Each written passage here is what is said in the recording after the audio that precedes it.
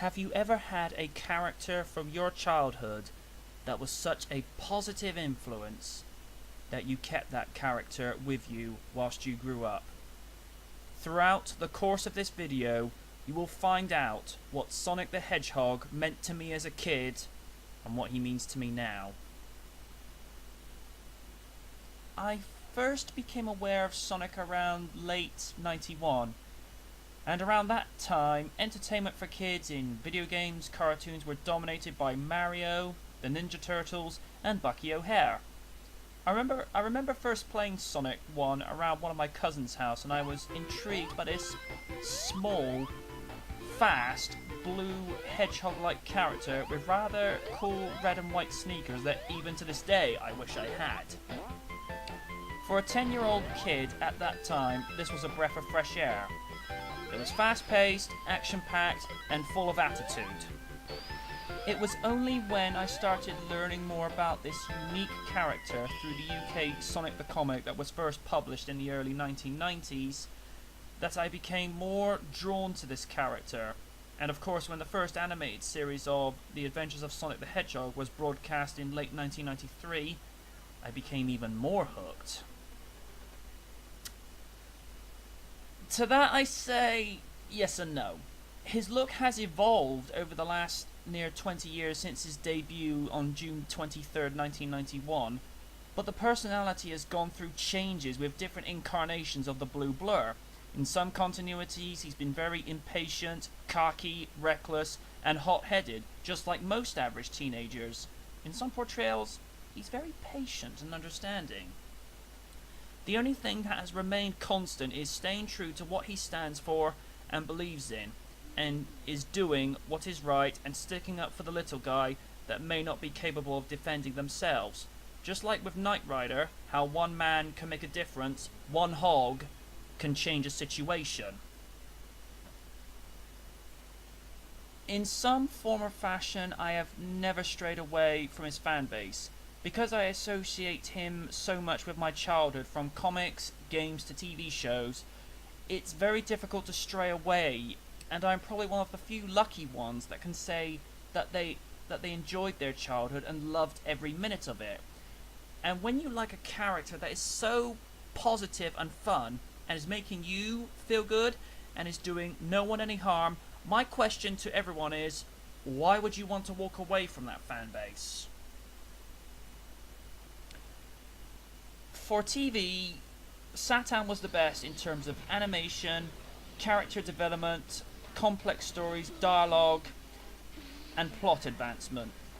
You felt like you had to watch each episode in order to know what was going to happen next week.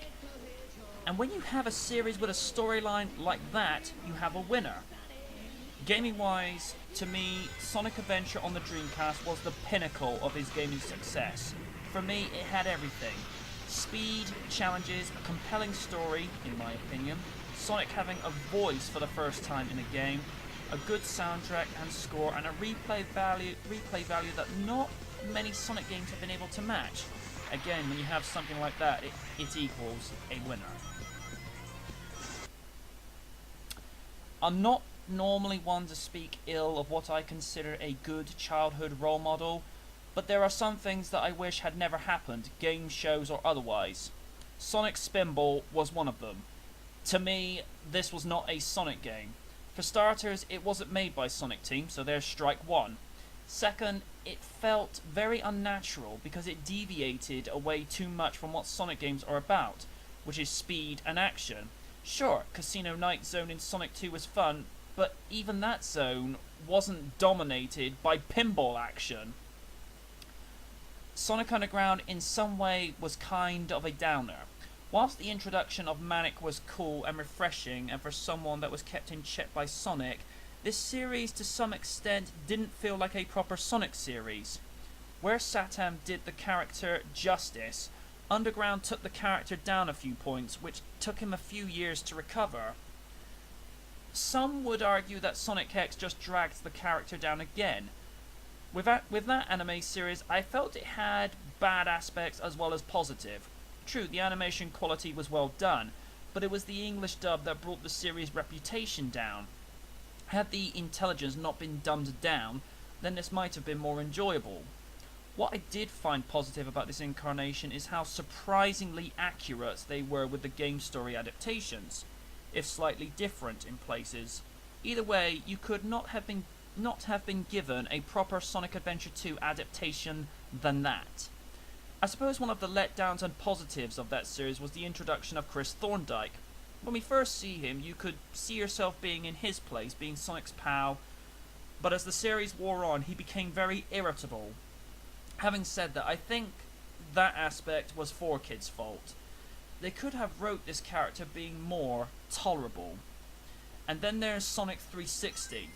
Whilst it gave a different look graphically for the Hog, which to this day I think is his best look, it was the fact that the game was littered with problems from the programming of loading screens, the way at times you had no control over his speed in some levels, and that infamous kiss scene that spawned more Rule 34 images than random DCE receives requests for HDGs.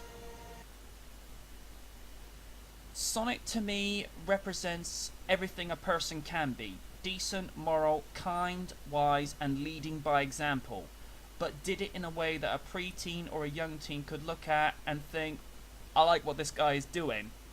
He is a feel-good character, probably one of the few that can lift yourself from whatever may be depressing yourself and put a smile on your face for however long is necessary to help you forget what was bringing you down to start off with. He's also one of those characters that you'd like to have as a friend. Someone that would never steer you wrong, tell it like it is constructively, and always give advice to get the best out of you. He is an icon, and someone that a kid can look up to and think, I like this guy, I want to be like him. Like Bob Kane's Batman, so many characters have come and gone before and after Sonic showed up, but Sonic continues to stay around. I think it's the uniqueness of his character, the writers, programmers, animators, and voice actors that he attracts, and what he stands for, is what continues to cement his legacy. I truly believe that this amazing and wonderful icon will outlive us all.